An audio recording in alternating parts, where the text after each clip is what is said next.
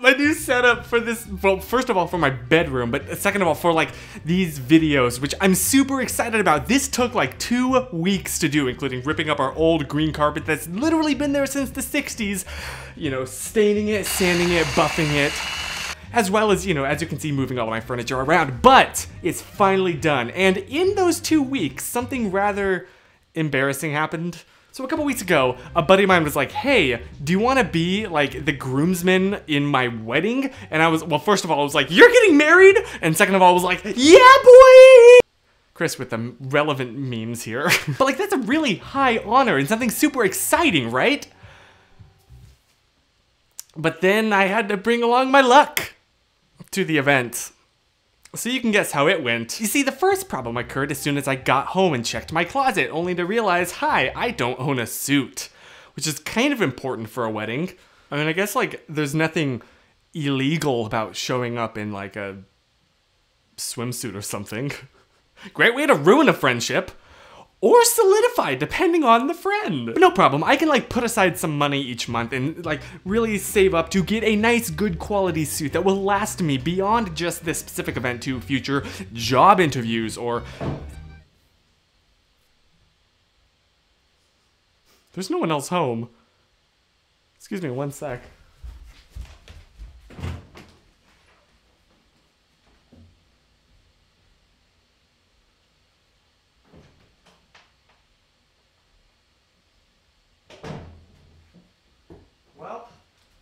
That was just the local household ghost here, letting me know that everything's fine. However, and there's always a however, a few interesting external circumstances, let's just say. I don't think he would be okay with me sharing them on the internet, so let's just say some things happened that expedited the process to have to happen within a week. Oh. So time for plan B. H&M say hello to what looks like a nice suit, but in reality is so cheap that I'm afraid to bend over for fear of exposing myself to everyone. So please don't invite me to any like formal gymnastics, please.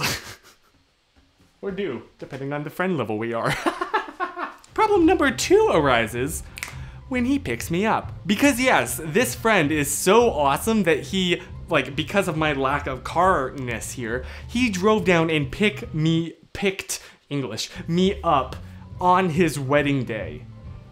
And I actually wasn't the only one. You know, we were gonna, like, basically Uber pool with another groomsman too, who was about, like, you know, 20 minutes away, which wasn't that bad. The wedding was like in an hour and a half, plenty of time to pick him up and drive down to where the wedding was happening. Or it would have been, if we didn't pull up to the other groomsman's house, only to realize it wasn't his house! So apparently, there are 2 different streets that share the same name in LA, and we happen to go to the wrong one, which in any other circumstance would be like a laughable mistake, but not in this high pressure situation when the wedding is an hour away now. Of course, his real address was, again, like 20 minutes away from this fake address.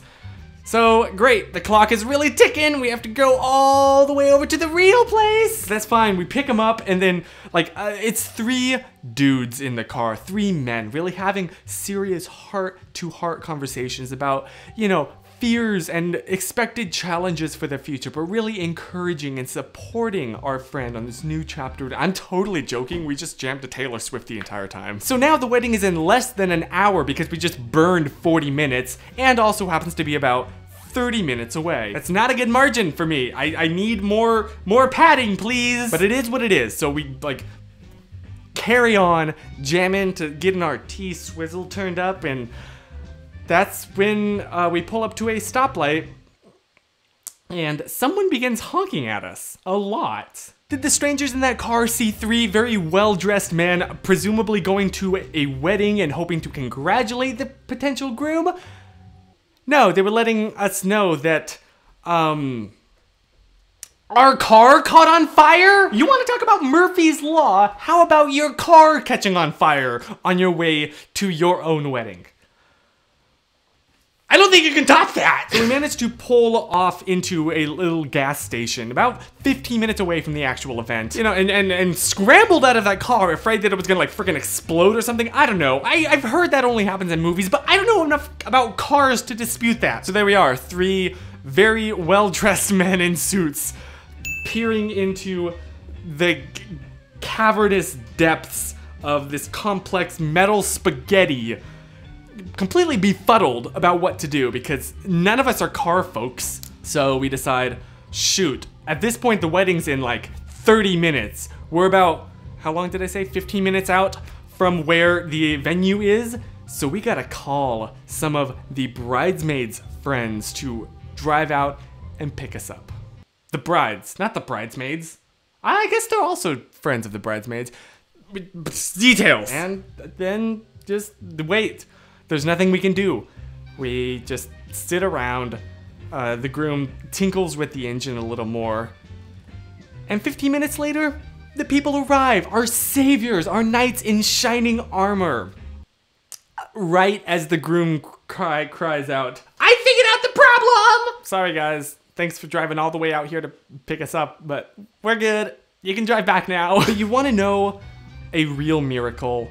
We get to the wedding venue, granted a few minutes late, and then everything goes right. It's like we got all of our bad luck out at the beginning, because then once the actual ceremony started, it was basically a collection of their best, closest, most trusted friends. And so we all support this couple, and anytime something went minorly wrong, as a few things do, because like that always happens at every wedding, instead of gasps of shock and horror, people laughed and made jokes about it and then continued on.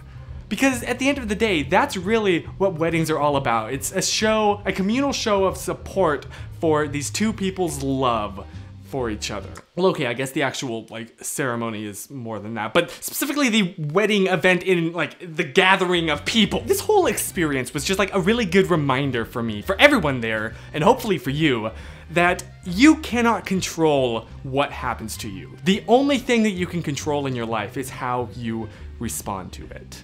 Oh yeah, and then after the ceremony, we locked ourselves out of our car.